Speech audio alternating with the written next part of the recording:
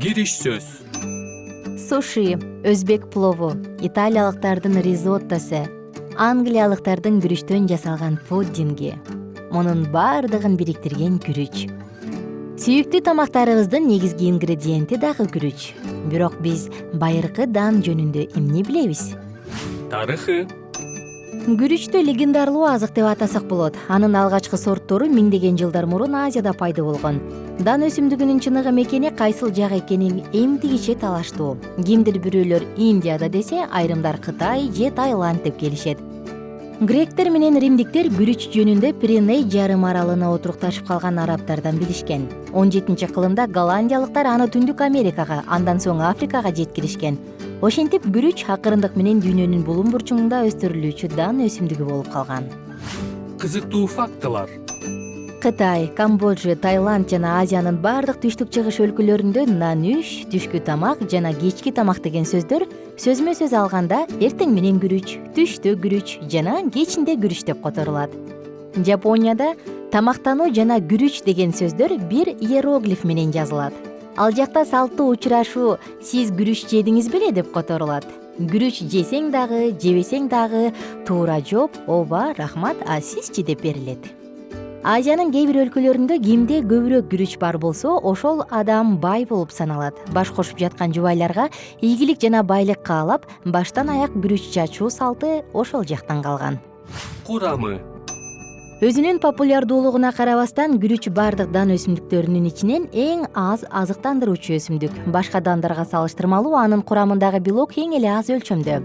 Ак күрүчтүн курамында май жокко эсе. Бар болгон кичине өлчөмдөгүсү улпак жана түйүлдүгүндө камтылган. Ошого карабастан алар биологиялык баалуулуктарга ээ. Углеводдор крахмал формасында кездешет. Башка дандар сыяктуу эле күрүчтө А жана С витаминдери жок. Күрүчтүн бүтүн данында аз болсо дагы В1, Е витаминдери, калий, кальций, магний, темир бар. Күрүч натрийге жарды. Дандын азыктуулугун жогорулатыш үчүн күрүчтү боп, жашылча, сүт менен аралаштырып колдонуу керек. Пайдалуу жактары. Аз өлчөмдөгү сууга туз кошулуп бышырылган күрүчтү алма жана йогурт менен жеген диареяда жакшы азык болот. Ошондой эле анын кайнатмасына лимон ширесин кошуп, диарея учурунда балдарга беришет. Ал сиңимдүү келгендиктен диарея, гастроэнтериттен кийин кичегилерди бат калыпка келтирет.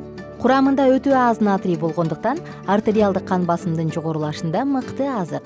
Жүрөк оорусунун кайсы бир түрүндө натрийди аз колдонуу керек учурда, тактап айтканда диетада күрүч эң жакшы. Курамында белок аз болгондуктан подагра жана артрит ооруларында сунушталат. Колдонуу.